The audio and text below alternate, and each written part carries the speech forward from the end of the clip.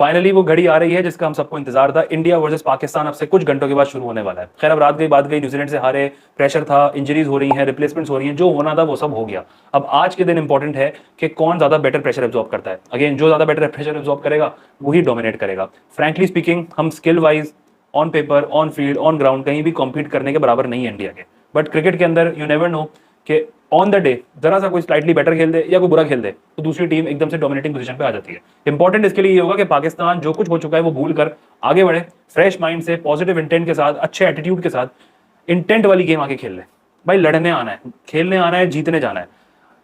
19 तारीख को champions trophy शुरू हुई है, 23 तारीख को खत्म हो जाए, मजा नहीं आएगा ना यार। कब से इंतजार कर रहे हैं हम लोग। मतलब यही एक आखिरी मौका है इंडिया के साथ। आप जो भी परफॉर्म करेगा सबको पता है वो हीरो बन जाएगा। तो ये टाइम है, माइंड क्लियर करके आना है और बगैर प्रेशर किए खेलने की कोशिश करनी है। खैर बगैर प्रेशर तो हो नहीं सकता, ऑब्वियसली इंडिया के साथ मैच है, बट कोशिश पूरी करनी है कि भाई अच्छी से अच्छी फाइट दे सकें। उसके लिए जरूरी होगा कि कंडीशंस को अच्छे से यूटिलाइज कर लें और अपनी स्ट्रेंथ पे चले जाएं। खुदा के वास्ते स्ट्रेंथ इंपॉर्टेंट है। अब कंडीशंस पे आते हैं तो दुबई की कंडीशंस और पाकिस्तानी कंडीशन में जाहिर है बहुत बड़ा फर्क है। पाकिस्तान में 350 रन भी चेज हो रहे हैं, दुबई के अंदर 250 रन चैलेंजिंग भी होते हैं और 280 विनिंग टोटल भी होता है। तो एक तो ये चीज देखनी है। नंबर 2 कंडीशंस को अच्छे से यूटिलाइज करना है। कंडीशन में पहली चीज आ जाती है ड्यू फैक्टर। पिच क्यूरेटर के मुताबिक जनवरी से लेकर फरवरी तक अब तक ड्यू फैक्टर जो है वो दुबई के अंदर शो नहीं हुआ है। मतलब दुबई के अंदर ड्यू फैक्टर ओस नहीं पड़ रहा है। बांग्लादेश इंडिया के मैच में भी नहीं था। तो अगर ड्यू फैक्टर नहीं है तो बॉलिंग फर्स्ट या बॉलिंग सेकंड इतना बड़ा डिफरेंस क्रिएट नहीं करेगा। सेकेंडली IL T20 की पिचेस ये ऑलरेडी यूज पिचेस हैं। पिच क्यूरेटर के मुताबिक 2-2 हफ्ते में पिच एकदम फ्रेश नहीं बन सकता। सेकेंडली जो दुबई की पिच है ना वो नेचुरली स्लो है। अगर पिच नेचुरली स्लो है तो उसको आप कितना भी फ्रेश कर लेंगे वो वैसी नहीं बन सकती कोई तेज पिच, तो वो स्लो ही रहेगी। प्लस वो यूज्ड है। पहली इनिंग्स और सेकंड इनिंग्स में थोड़ा सा डिफरेंस ये आएगा कि सेकंड इनिंग्स में थोड़ी सी स्लोअर साइड पे होनी शुरू हो जाती है पिच।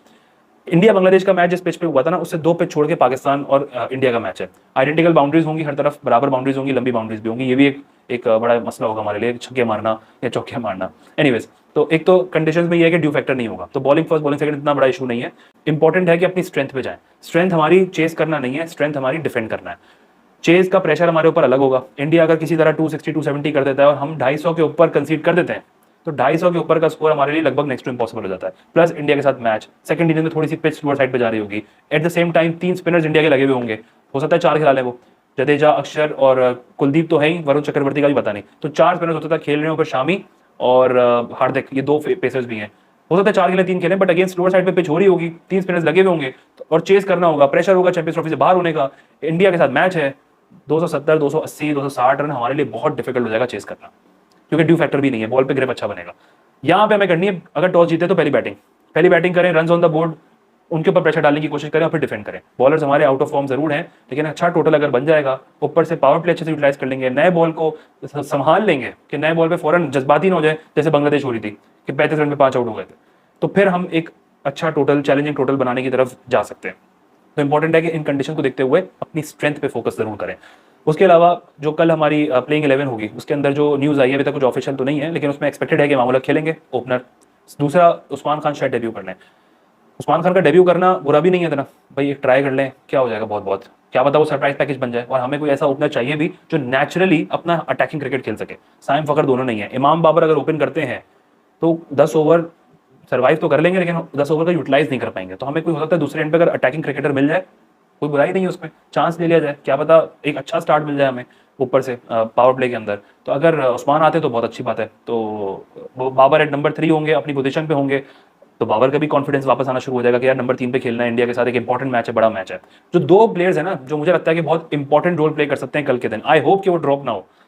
2 प्लेयर मुझे लगता है कि कल इंपैक्ट भी क्रिएट कर सकते हैं और इंपॉर्टेंट रोल प्ले करेंगे मिडिल ओवर्स के अंदर, वो है सलमान आगा और तैयब ताहिर। ये दोनों स्पिनर्स को अच्छा खेलते हैं और मिडिल ओवर्स के अंदर आएगा स्पिनर्स का रोल। इंडिया के स्पिन डिपार्टमेंट जो है वो दायरा 3-4 स्पिनर्स हैं, मिडिल ओवर्स में आते हैं। तो इन दोनों की पार्टनरशिप, इन दोनों की बैटिंग, इन दोनों की इनिंग्स, स्वीप करते हैं, रिवर्स स्वीप भी कर सकते हैं, अटैक भी कर सकते हैं, हिटिंग भी कर सकते हैं। तो इन दोनों का इंपैक्ट या कल इंपॉर्टेंट रोल हो सकता है। तो ये मैं बड़ा एक्साइटेड हूं दोनों को देखने के लिए।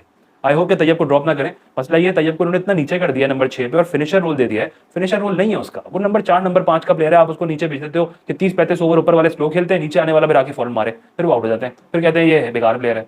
तैयब बहुत अच्छा प्लेयर है, अपने नंबर्स पर आया वो टीम के अंदर, और कल उसका एक इंपॉर्टेंट रोल हो सकता है, स्पेशली मिडिल ओवर्स के अंदर आगा के साथ।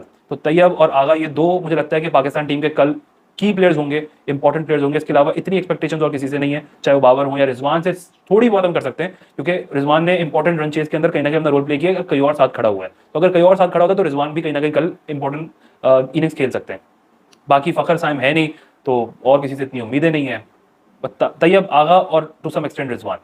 बॉलिंग के अंदर अगर आए तो मुझे शाहीन से ही उम्मीद है कि वो न्यू बॉल से कंट्रोल लाइन लेंथ के साथ बॉलिंग कर लें, हार्ड लेंथ पे, जो दुबई के अंदर नॉर्मली कहा जाता है कि हार्ड लेंथ पकड़नी है, वहां पे अगर वो अच्छी बॉलिंग कर लेते हैं दुबई में और नए बॉल के साथ रोहित शर्मा को पकड़ लेते हैं, उन्हीं से मुझे ज़्यादा होप्स हैं। मिडिल ओवर में थोड़ी बहुत आप हारिस रऊफ से उम्मीदें लगा सकते हैं, बट हारिस रऊफ का मसला ये है कि वो बिल्कुल ही ना ब्रेनलेस और खार में बॉलिंग करते हैं। एक छक्का खाएंगे ना तो अगली बॉल और गुस्से में और बुरी पटक देते हैं। लेकिन शाहीन का ये है कि वो फिर भी नए बॉल से जो है ना कंट्रोल बॉलिंग कर लेता है। तो शाहीन, आगा, तैयब और टू सम एक्सटेंट रिजवान, ये इंपॉर्टेंट प्लेयर्स होंगे कल के दिन। इंडिया की तरफ से जो इंपॉर्टेंट प्लेयर्स हैं वो तो सबको पता है। सबसे पहले तो विराट कोहली है, फॉर्म में नहीं है भाई, पाकिस्तान ले आओ सामने, सारे फॉर्म वापस आ जाएगी। आई होप कि कल फॉर्म में ना आए वो। रोहित शर्मा अपने छोटे छोटे कैमियो प्ले कर रहे हैं। अब पहले अगेन वही मैंने जैसे कहा कि शुरू के जो अर्ली ओवर्स हैं नए बॉल के साथ वो इंपॉर्टेंट है। रोहित शर्मा को जितना जल्दी हो सके आउट कर दे तो बेटर है। वो 10 ओवर खड़ा रहेगा ना तो मोमेंटम बना के चले जाएंगे वो, बेशक वो 40 रन पे आउट हो, 35 रन पे आउट हो, लेकिन वो जो क्विक 35-40 होते हैं ना वो मोमेंटम बना देते हैं, फिर नीचे वालों को मौका मिल जाता है कि आराम से इनिंग्स को बिल्ड कर लें। तो रोहित शर्मा को ना पहले 3-4-5 ओवर तक निकालना पड़ेगा भाई, वरना वो गले पड़ जाएंगे। दूसरा, शुभमन गिल, वो फॉर्म में है, इंग्लैंड के साथ भी परफॉर्मेंस देते हुए आ रहे हैं, बांग्लादेश का भी सेंचुरी की है, मैच विनिंग। यहाँ पे शुभमन गिल का भी बड़ा इंपॉर्टेंट रोल होगा, मुझे लगता है शुभमन गिल कल एक इंपैक्ट क्रिएट कर सकते हैं। फिर हार्दिक पांड्या तो अगेन हमेशा की तरह तो बेटा की जो भी बात नहीं है, कोई दुश्मनी है उनकी भी पाकिस्तान से।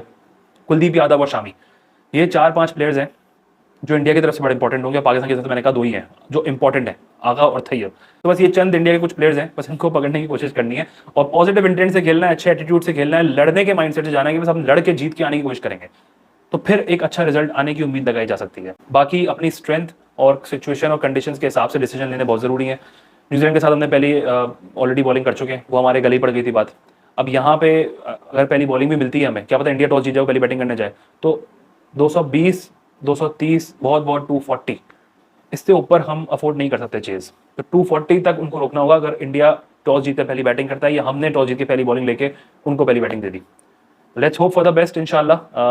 अच्छा क्रिकेट खेल लें, पॉजिटिव क्रिकेट खेलें, फाइट करके आए, कोई बात नहीं, फिर जो भी रिजल्ट्स हो, but let's hope for the best. और बाबर आजम एक इनिंग्स पेंडिंग है, उम्मीद करते हैं कि आज के दिन आ जाए। आज एक ऐसी सेंचुरी मार दो कि भाई सारे जवाब, सबको जवाब दे दो भाई, हम सब समेत, कि century, match winning century against India in an ICC event. बहुत ज्यादा मैंने मांग लिया है, पॉसिबिलिटी कम है, but let's hope for the best इंशाल्लाह।